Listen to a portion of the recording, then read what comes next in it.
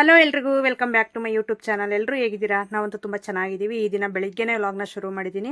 ಹೊಸದಾಗಿ ಯಾರಾದರೂ ನೋಡ್ತಾ ಇದ್ದರೆ ಪ್ಲೀಸ್ ಸಬ್ಸ್ಕ್ರೈಬ್ ಮಾಡ್ಕೊಳ್ಳಿ. ವಿಡಿಯೋ ಇಷ್ಟ ಆದರೆ ಒಂದೇ ಒಂದು ಲೈಕ್ ಮಾಡಿ. ಸೊ ಬೆಳಿಗ್ಗೆ ಎದ್ದಿದ ತಕ್ಷಣ ನನ್ನ ಮಗ ಸ್ನಾನಕ್ಕೆ ಅಂತ ರೆಡಿ ಆಗ್ತಿದ್ದ. ಅದಕ್ಕೋಸ್ಕರ ಅವನಿಗೆ ಬಿಸಿ ನೀರು ಹಾಕ್ಕೊಳ್ಳೋಣ ನಾನು ಬಕೆಟ್ಗೆ ಅಂತಂದು. ಸ್ವಲ್ಪ ವೆಯ್ಟ್ ಇದೆ ಅದು ಕೂಡ ಬಿಂದಿಗೆ ಬಂದುಬಿಟ್ಟು, ಅದಕ್ಕೋಸ್ಕರ ನಾನೇ ಹಾಕ್ಕೊಡ್ತೀನಿ ಆ ಥರ ಕಾಯಿಸಿರುವಂಥ ನೀರು. ನೋಡಿ ಇವರಿಬ್ಬರು ಮಾತಾಡ್ತಾ ಅದು ಹಳೇದೆಲ್ಲ ಇರುತ್ತಲ್ಲ ಅದನ್ನೆಲ್ಲ ಸುಡ್ತಾವ್ರೆ.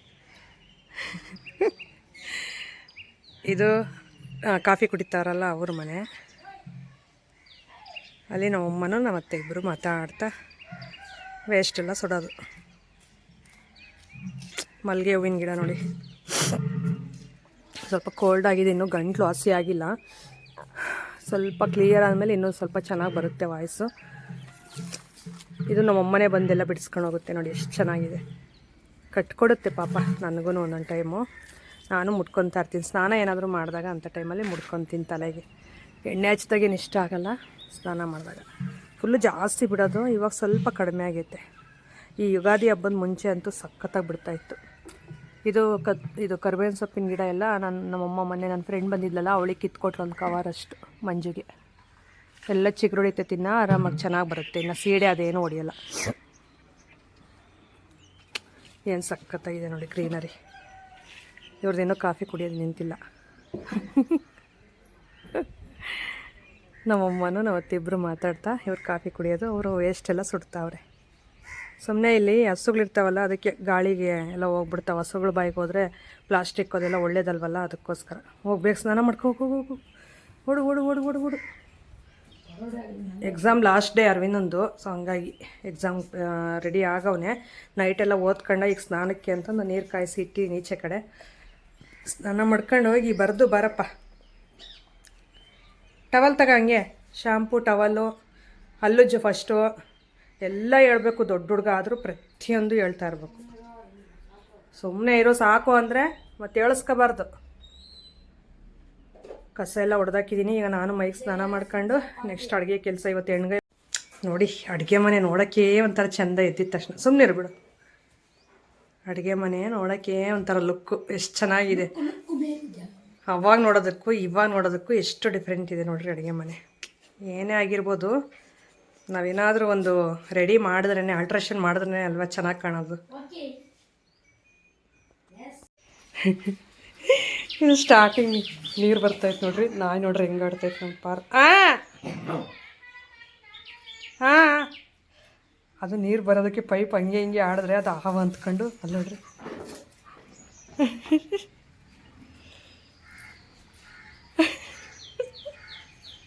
ಒಂದೊಂದು ಸಿಚುವೇಶನ್ ಹೆಂಗಿರ್ತವೆ ಅಂದರೆ ಹೇಳಿ ಕೇಳಿ ಬರೋಲ್ಲ. ನೋಡ್ರಿ ಅದು ಮಿಸ್ಕಾಡ್ತೈತೆ ಪೈಪು ಫೋರ್ಸ್ಗೆ. ಅದು ಹೆಂಗೆ ಆಡ್ತೈತೆ ಅಂದರೆ, ಹಾವು ಬಂದುಬಿಟ್ಟೈತೆ ಮನೆ ಮುಂದಕ್ಕೆ ಅಂತ ನಾನು ಓಡಿ ಬಂದೆ ಮನೆ ಮುಂದೆ ನೋಡೋಣ ಅಂತಂದು, ಏನೋ ಬಂದೈತೆ ಅಂತ. ಇದು ನೀರು ಬಿಟ್ಟವ್ರೆ, ಅದಕ್ಕೆ ಇದು ಹಂಗೆ ಆಡ್ತೈತೆ. ಪಾರು, ಏನದು ಆವೆ? ನೀರು ಮಂಗಮ್ಮ. ಇವತ್ತು ಯಾಕೋ ಸ್ವಲ್ಪ ಲೇಟಾಗಿ ಬಿಟ್ಟರು ನೀರು, ಹಂಗಾಗಿ ಇನ್ನು ಬಕೆಟ್ಗೆ ಮತ್ತು ಅದು ಡ್ರಮ್ ಇದೆಯಲ್ಲ, ಡ್ರಮ್ಗೆ ಮತ್ತು ತೊಟ್ಟಿಗೆ ಎಲ್ಲದಕ್ಕೂ ನೀರು ಹಾಕ್ಕೊಂಡ್ರೆ. ಯಾಕಂದರೆ ಡೇ ಅಲ್ಲಿ 1 ಟೈಮ್ ಬಿಡ್ತಾರೆ, ಒಂದು 1/2 ಅವರ್ ಇಲ್ಲ 1 ಅವರ್ ಬಿಡ್ಬೋದು ಅಷ್ಟೇ. ಸೊ ಅಷ್ಟರಲ್ಲಿ ನಾನು ಎಲ್ಲನೂ ತುಂಬಿಸ್ಕೊಂಡ್ರೆ ಸ್ವಲ್ಪ ಬಟ್ಟೆ ತೊಳೆಯೋದಿದ್ರೆ ಅದೆಲ್ಲ ಮುಗಿಸ್ಕೋಬೇಕು. ಸೊ ಹಂಗಾಗಿ ಮತ್ತೆ ಸ್ನಾನ ಮಾಡ್ಕೊಳ್ಳೋಕ್ಕೂ ಇದೇ ನೀರೇ, ಮನೆ ಏನಾದರೂ ತೊಳ್ಕೊಬೇಕು, ಗುಡಿಸ್ಕೋಬೇಕು, ಇದು ಇಂಥದಕ್ಕೆಲ್ಲನೂ ಇವೇ ನೀರೇ ಅಲ್ವಾ. ಸೊ ಹಂಗಾಗಿ ಆ ಡ್ರಮ್ಮೂ ಇರಲಿಲ್ಲ ಮುಂಚೆ, ಇವಾಗ ಆ ಡ್ರಮ್ ಇಟ್ಕೊಂಡ್ರೆ ಆ ತೊಟ್ಟಿ ಮತ್ತು ಅದು ತೊಟ್ಟಿ ನೀರೆಲ್ಲ ಖಾಲಿ ಆದರೆ ನಾವು ಅಮ್ಮರ ಮನೆ ಹತ್ರ ಹೋಗಿ ತುಂಬ್ಕೊಂಡು ಬರ್ತಾಯಿದ್ದೆ ಕೊಡದಲ್ಲಿ ಡೈಲಿನೂ. ಇನ್ನು ಅದೊಂದು ರಿಸ್ಕ್ ಏನಕ್ಕೆ ಅಂತಂದು ಆ ಡ್ರಮ್ ಇತ್ತು ಒಂದು ಸ್ಟೋರ್ ರೂಮಲ್ಲಿ, ಅದನ್ನೇ ತಗೊಂಡು ಇವಾಗ ಅದು ನೀಟಾಗಿ ತೊಳೆದ್ಬಿಟ್ಟು ಅದರಲ್ಲೂ ಇಟ್ಕೊಬಿಡ್ತಾಯಿನಿ. 2ರಲ್ಲೂ ಸಾಕಾಗುತ್ತೆ ಡೇ ಫುಲ್ಲು. ಮತ್ತು ಮಾರನೇ ದಿನ ಬಿಡೋವರೆಗೂ ಪರವಾಗಿಲ್ಲ, ಅಡ್ಜಸ್ಟ್ ಮಾಡ್ಕೊತೀನಿ. ಬಟ್ಟೆ ತೊಳೆದಾಗ ಮಾತ್ರ ಸ್ವಲ್ಪ ಎಲ್ಲ ಖಾಲಿ ಆಗಿಬಿಡುತ್ತೆ. ಇನ್ನು ಮಿಕ್ಕಿ ಟೈಮ್ ಏನಿಲ್ಲ, ಆರಾಮಾಗಿ ಬಳಸ್ಕೊಳ್ಳೋಕ್ಕೆ ಅಂತ ನೀರಿರುತ್ತೆ. ಈಗ ಇದು ಬಕೆಟ್ ಇತ್ತಲ್ಲ, ಬಕೆಟ್ಸ್ಗೂ ಪಾತ್ರೆ ತೊಳೆಯೋಕ್ಕಾಗುತ್ತೆ, ಮತ್ತು ಆ ಕೊಡಕ್ಕೂ ಎಲ್ಲ ಇಟ್ಕೊಳ್ಳೋಣ ಅಂತಂದು. ಈ ಪೈಪು ಸುಮಾರು ಅಂದರೆ ನಾವು ತಗೊಂಡು ಒಂದು 5-6 ವರ್ಷದ ಮೇಲೇ ಆಯಿತು.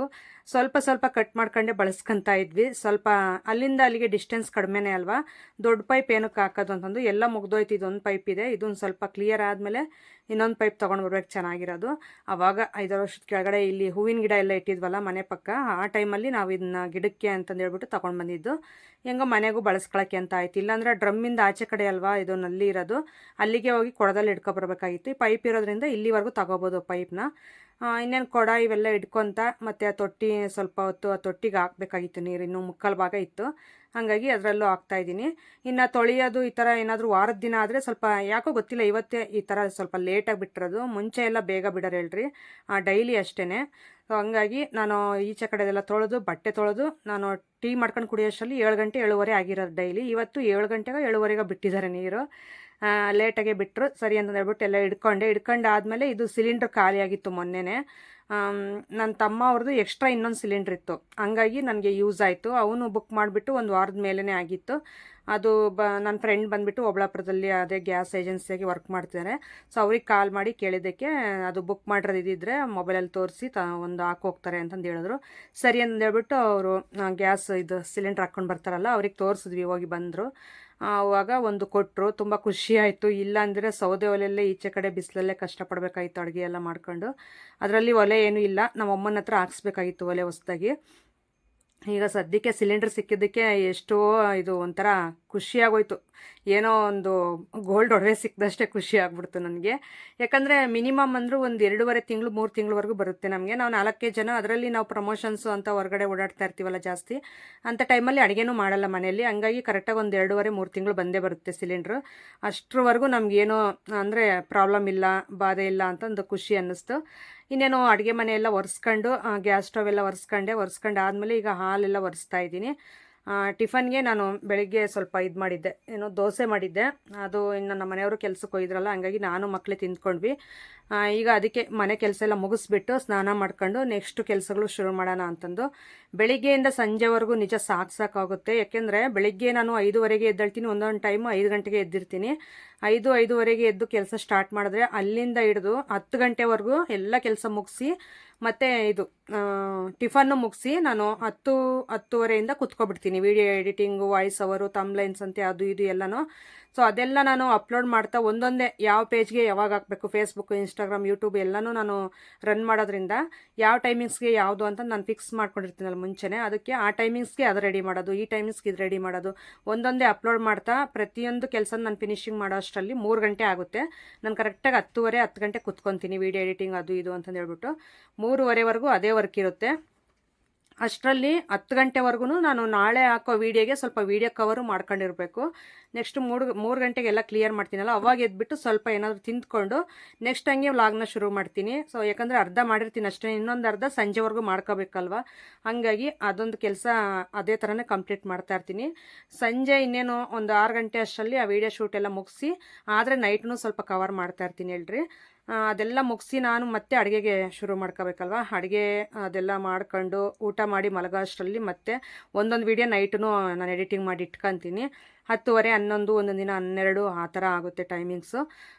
ನಾನು ನೆಲ ಎಲ್ಲ ಒರೆಸ್ಬಿಟ್ಟು ಈಗ ಸ್ವಲ್ಪ ಸ್ನಾನ ಮಾಡ್ಕೊಂಡು ಸ್ವಲ್ಪ ಊಟ ಮಾಡಿ ನೆಕ್ಸ್ಟ್ ನಾನು ಪಾತ್ರೆ ತೊಳೆಯೋಣ ಅಂತ ಹೇಳ್ಬಿಟ್ಟು ಕೂತ್ಕೊಂಡೆ. ಈ ಸ್ಯಾರಿನ ಏನಕ್ಕೆ ವೇರ್ ಮಾಡಿದ್ದೆ ಅಂದರೆ ಒಂದು ವೀಡಿಯೋ ಇತ್ತು, ನನಗೆ ವೀಡಿಯೋ ಶೂಟ್ ಇತ್ತು, ಅದಕ್ಕೆ ಅಂತಂದು ಹೇಳ್ಬಿಟ್ಟು ನಾನು ಸ್ನಾನ ಮಾಡ್ಕೊಂಡು ಈ ಸ್ಯಾರಿನ ವೇರ್ ಮಾಡ್ಕೊಂಡು, ಅವ್ರಿಗೂ ನನಗೆ 1 ಅವರಲ್ಲೇ ಬೇಕು ವೀಡಿಯೋ ಅಂತ ಅಂದರು. ಸರಿ ಅಂತಂದು ಹೇಳ್ಬಿಟ್ಟು ಇನ್ನು ನಾವಿರೋದೇ ಪ್ರಮೋಷನ್ ಅದು ಇದು ಅಂತಂದು ಸ್ವಲ್ಪ ಅಮೌಂಟ್ ಅರ್ನ್ ಮಾಡಬೇಕು ಅಂತಂದೇ ಕಷ್ಟಪಡ್ತಾ ಇರೋದು ನಾನು. ಸರಿ ಅಂತಂದು ಹೇಳ್ಬಿಟ್ಟು ನನ್ನ ಕೆಲಸಗಳು ಸ್ವಲ್ಪ ಪಕ್ಕಕ್ಕೆ ಇಟ್ಬಿಟ್ಟು ಈ ಪಾತ್ರೆ ತೊಳೆಯೋದು ಎಲ್ಲನೂ ಆ ವಿಡಿಯೋ ಶೂಟ್ ಮಾಡಿ ಅವ್ರದ್ದು ಅಪ್ಲೋಡ್ ಮಾಡಿ ಕೊಟ್ಟು ಇನ್ಸ್ಟಾದಲ್ಲಿ. ನೆಕ್ಸ್ಟ್ ನಾನು ಪಾತ್ರೆ ತೊಳೆಯೋಕ್ಕೆ ಅಂತ ಕೂತ್ಕೊಂಡೆ. ಈ ಪಾತ್ರೆಗಳೆಲ್ಲ ತೊಳ್ಕೊಂಡು ಮತ್ತೆ ಅಡುಗೆ ಕೆಲಸ ಶುರು ಮಾಡಬೇಕಾಗುತ್ತೆ. ಇನ್ನೊಂದು, ನನ್ನ ಲೈಫಲ್ಲಿ ಎಷ್ಟೋ ಅವಮಾನಗಳು ಅಪಮಾನಗಳು ಎಲ್ಲ ಪಟ್ಟು ಈ ಮಟ್ಟಕ್ಕೆ ನಾವು ಬಂದಿರೋದು. ಅಷ್ಟು ಸುಲಭವಾಗಿ ಯಾರ ಲೈಫ್ನೋ ಒಂದು ಕ್ಷಣದಲ್ಲಿ ಒಂದು ವಿಡಿಯೋ ನೋಡಿಬಿಟ್ಟು ಜಡ್ಜ್ ಮಾಡೋಕ್ಕೆ ಹೋಗಬೇಡಿ. ಯಾಕಂದರೆ ಅದರಿಂದ ತುಂಬ ನೋವು ಅನುಭವಿಸಿರ್ತೀವಿ. ತುಂಬ ನಾನೇ ಅಂತ ಅಲ್ಲ, ಪ್ರತಿಯೊಬ್ಬರು ಅಷ್ಟೇ ಅವ್ರವ್ರ ಜೀವನದಲ್ಲಿ ಅವ್ರದ್ದೇ ಆದಂಥ ಕಷ್ಟಗಳು ಪಟ್ಟು ಬಂದಿರ್ತಾರೆ, ಅವ್ರಿಗೆ ಆದಂಥ ಅವಮಾನಗಳು ಆಗಿರುತ್ತೆ. ನನ್ನ ಜೀವನದಲ್ಲಿ ಹೇಳೋದಾದರೆ ನಮ್ಮ ರಿಲೇಷನಲ್ಲಿ ನಾನೇ ಅವ್ರ ಮನೆಗೆ ಹೋದ್ರು ನಾನೇ ಮಾತಾಡಿಸ್ಬೇಕಾಗಿತ್ತು. ಒಂದು ಟೈಮಲ್ಲಿ ನಮ್ಮ ಮನೆಗೆ ಅವ್ರು ಬಂದರು ನಾನೇ ಮಾತಾಡಿಸ್ಬೇಕಾಗಿತ್ತು. ಇನ್ನೊಂದು, ನಾನು ನೀರು ಕೊಟ್ಟರೆ ತಗೊಂಡೋಗಿ ಕುಡಿತಾ ಇರಲಿಲ್ಲ ನಮ್ಮ ಮನೆಯಲ್ಲಿ. ಸೊ ಬಂದಾಗ ಅಂಥ ಅವಮಾನಗಳೆಲ್ಲ ಪಟ್ಟಿದ್ದೀನಿ. ಮತ್ತು ನಾನು ಅವ್ರ ಮನೆಗಳಿಗೆಲ್ಲ ಫಂಕ್ಷನ್ಗಳಿಗೆ ಹೋದಾಗ ಅವಳದೇನು ಬಿಡು ಮಾತಾಡಿಸ್ಲಿಲ್ಲ ಅಂದರೆ ಅಂತ ಡೈರೆಕ್ಟಾಗಿ ಅಂದಿರೋನ್ನ ನನ್ನ ಪಕ್ಕ ಇರೋರು ಹೇಳ್ತಾಯಿದ್ರು, ಯಾಕೆ ಅವಳು ಬಂದವಳೆ ಮಾತಾಡಿಸ್ರಿ ಅಂದರೆ, ಅವಳದೇನು ಬಿಡು, ಅವಳಿಗೆ ಏನು ಯೋಗ್ಯತೆ ಐತೆ ಮಾತಾಡ್ಸೋಕ್ಕೆ ಅಂತಂದೆಲ್ಲ ಡೈರೆಕ್ಟಾಗಿ ಅನ್ನೋರು.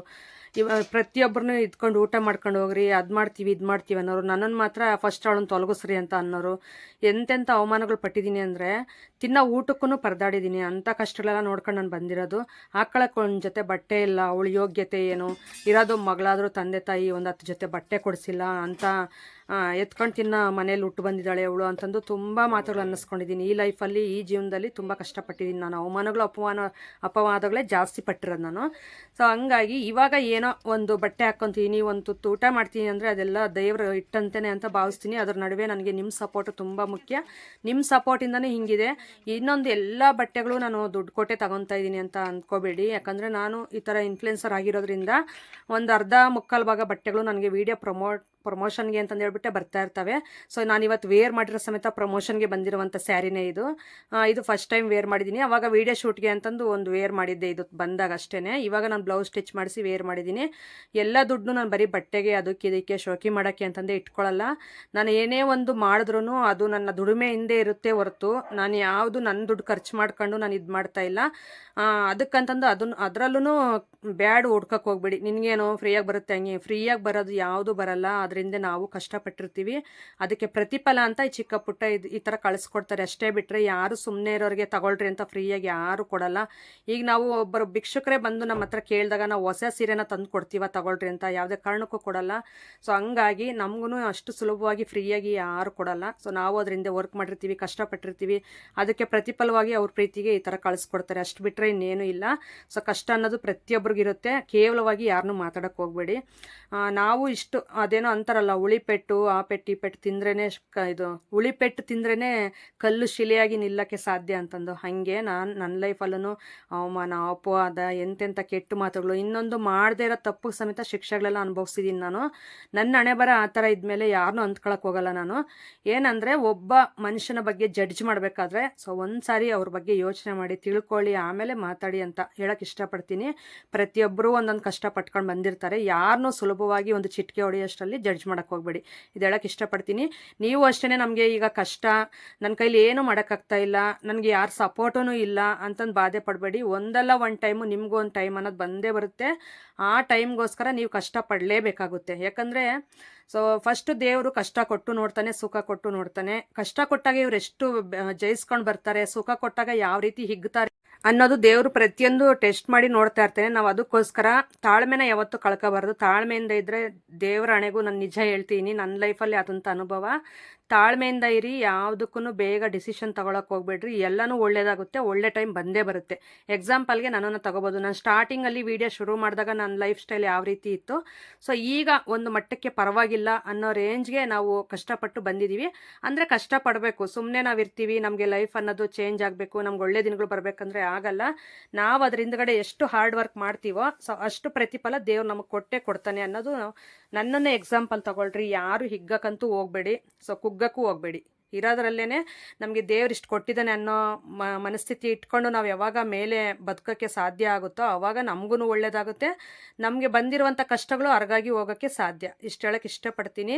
ದಯವಿಟ್ಟು ಯಾರೂ ಬೇಜಾರು ಮಾಡ್ಕೋಬೇಡಿ. ಸೊ ನಿಮ್ಮ ಲೈಫಲ್ಲಿ ಕಷ್ಟಗಳಿದ್ರೆ ಬರಲಿ ಬಿಡ್ರಿ, ಅದರಲ್ಲಿ ಏನು ತಪ್ಪಿಲ್ಲ. ಸೊ ಬರಲಿ, ಮನುಷ್ಯನಿಗೆ ಬರದೆ ಮರಕ್ಕೆ ಬರಲ್ಲ ಕಷ್ಟಗಳು, ನಮಗೆ ಬರಬೇಕು. ಸುಖ ಬಂದರೂ ನಮಗೆ ಬರಬೇಕು, ಕಷ್ಟ ಬಂದರೂ ನಮಗೆ ಬರಬೇಕು. ಆದರೆ ಎರಡನ್ನೂ ಜಯಿಸೋಷ್ಟು ಶಕ್ತಿ ಕೊಡಪ್ಪ ದೇವರೇ ಅಂತಂದು ಕೇಳ್ಕೊಳ್ಳಿ ಸಾಕು. ಆ ದೇವರು ಒಳ್ಳೇದು ಮಾಡೇ ಮಾಡ್ತಾನೆ. ನಮ್ಮ ಹತ್ರ ಒಳ್ಳೆತನ ಇದ್ದರೆ, ನಾವು ಒಳ್ಳೆ ವೇಯಲ್ಲಿ ಹೋಗ್ತಾ ಇದ್ದರೆ ಮಾತ್ರ. ಸೊ ಹಿಂಗೆ ಒಂದು ಏನೋ ನನ್ನ ಕಡೆಯಿಂದ ನನಗಾದಂಥ ಅನುಭವಗಳು ಹಂಚ್ಕೋಬೇಕು ಅಂತ ಅನ್ನಿಸ್ತು. ನನಗೂ ಅಷ್ಟೇ, ಯಾರು ಎಳ್ಳಷ್ಟು ಮರ್ಯಾದೆ ಕೊಡ್ತಾ ಇರಲಿಲ್ಲ, ಬೆಲೆ ಕೊಡ್ತಾ ಇರಲಿಲ್ಲ. ಇನ್ನೊಂದು, ದುಡ್ಡಿಗೆ ಕೊಡುವಷ್ಟು ಬೆಲೆ ಮನುಷ್ಯರಿಗೆ ಯಾವತ್ತೂ ಕೊಡಲ್ಲ. ಸೊ ಅದು ಕೊಡಬೇಕಂದ್ರೆ ದುಡ್ಡಿರಬೇಕು ನಮ್ಮ ಹತ್ರ, ಚೆನ್ನಾಗಿ ನಾವು ಮನೆ ಕಡೆ ಸೆಟ್ಲ್ ಆಗಬೇಕು. ಅಂಥ ಟೈಮಲ್ಲಾದರೆ ನಾವು ಕೇಳದೇ ಇದ್ರೂ ಬೆಲೆ ಅನ್ನೋದು ಬರುತ್ತೆ. ಅಂಥ ಬೆಲೆ ನಮಗೆ ಬೇಕಾಗಿರಲ್ಲ. ನಮ್ಮ ಹತ್ರ ಇಲ್ಲದೇ ಇದ್ದಾಗ ಯಾವ ರೀತಿ ಇರ್ತಾರೆ ಜನ, ಅಂಥ ಜನ ಬೇಕಾಗ್ತಾರೆ ನಮಗೆ. ಇದೊಂದು ಮೈಂಡಲ್ಲಿ ಇಟ್ಕೊಂಡು, ನಿಮ್ಮ ಹತ್ರ ಇಲ್ಲದೇ ಇದ್ದಾಗ ಯಾರಿದ್ರು, ಇದ್ದಾಗ ಯಾರು ಬಂದರು, ಇದೊಂದು ಮೈಂಡಲ್ಲಿ ಇಟ್ಕೊಂಡು ನೀವು ಜೀವನ ಮಾಡಿ, ದೇವ್ರು ನಿಮ್ಗೆ ಒಳ್ಳೇದು ಮಾಡ್ತಾನೆ ಅಷ್ಟೇ. ಈಗ ನಾನು ಟೊಮಟೊ ಬಾತ್ ಮಾಡೋಣ ಅಂತಂದು, ಆದರೆ ಎಲ್ಲ ಒಗ್ಗರಣೆ ಮಸಾಲೆ ಏನೂ ರುಬ್ಕೊಂಡಿಲ್ಲ ಹೇಳ್ರಿ. ಸ್ವಲ್ಪ ಶುಂಠಿ ಬೆಳ್ಳುಳ್ಳಿ ಪೇಸ್ಟು ಇರಲಿಲ್ಲ. ಈ ನಡುವೆ ನಾನು ಅಂಗಡಿಲಿ ತರೋದು ಸ್ವಲ್ಪ ಇಗ್ನೋರ್ ಮಾಡಿದ್ದೀನಿ. ಮನೇಲೇ ಫ್ರೆಶ್ಶಾಗಿ ಆ ರೀತಿ ರುಬ್ಕೊತೀನಿ. ಹೊಸ ಮಿಕ್ಸಿ ಬೇರೆ ತಗೊಂಡಲ್ಲ, ತುಂಬ ಚೆನ್ನಾಗಿ ಆಗುತ್ತೆ. ಸ್ವಲ್ಪ ಹಾಕಿದ್ರೂ ಸಾಕು, ಚೆನ್ನಾಗಾಗುತ್ತೆ. ಪೇಸ್ಟ್ ಆಗಿತ್ತು ತುಂಬ ಚೆನ್ನಾಗಿ. ಅದಕ್ಕೆ ಅದು ಶುಂಠಿ ಬೆಳ್ಳುಳ್ಳಿ ಪೇಸ್ಟ್ ಒಂದು ರುಬ್ಕೊಂಡು ಹಾಕ್ತಾಯಿದ್ದೀನಿ.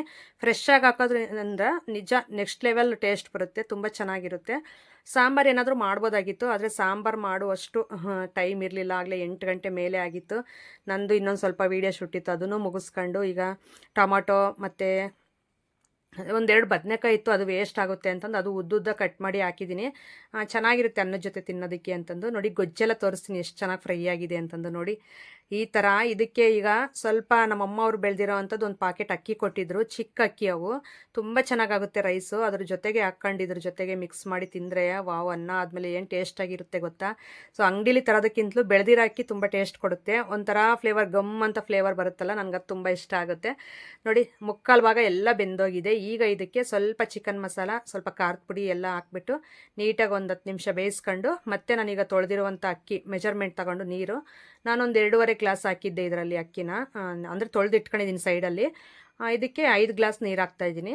ಹಾಕ್ಬಿಟ್ಟು ಇದನ್ನು ಸ್ವಲ್ಪ ಕುದಿ ಬರೋವರೆಗೂ ಕುದಿಸ್ಕೋಬೇಕು ಚೆನ್ನಾಗೆ. ನೀರೆಲ್ಲ ಕುದಿ ಬರಬೇಕು ಚೆನ್ನಾಗೆ. ಕುದಿ ಬಂದಾದಮೇಲೆ ನಾವು ಅಕ್ಕಿನ ಮಿಕ್ಸ್ ಮಾಡ್ಕೋಬೇಕು. ಸೊ ನೋಡಿ ಸ್ಯಾರಿ ಬಂದುಬಿಟ್ಟು ಇದು ಸುಮಾರು ಅಂದರೆ 1 ವರ್ಷದ ಮೇಲೇನೇ ಆಯಿತು. ಇವತ್ತಿನ್ನೂ ವೇರ್ ಮಾಡಿದ್ದೀನಿ.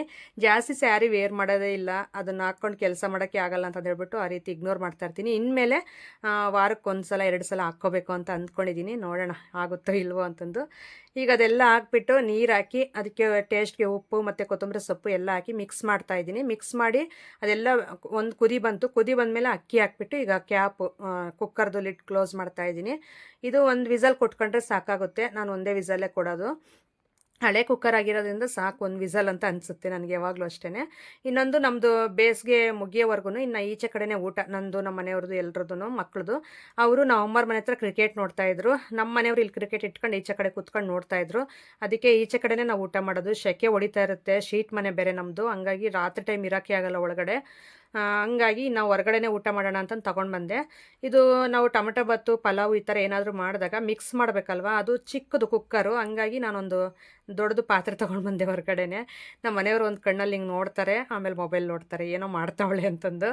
ನಾನು ಅದನ್ನು ಮಿಕ್ಸ್ ಮಾಡೋಕ್ಕೆ ಅಂತ ಸ್ವಲ್ಪ ಮೊಸರು ಇತ್ತು, ಮೊಸರು ಉಪ್ಪು ಎಲ್ಲ ಈಚೆ ಕಡೆ ನೀರೆಲ್ಲ ತೊಗೊಂಡು ಬಂದು ಕೂತ್ಕೊಂಡೆ. ನಮ್ಮ ಪಾರುನು ವೆಯ್ಟ್ ಮಾಡ್ತಾವಳೆ ತಿನ್ನೋಕ್ಕೆ ಅಂತಂದು.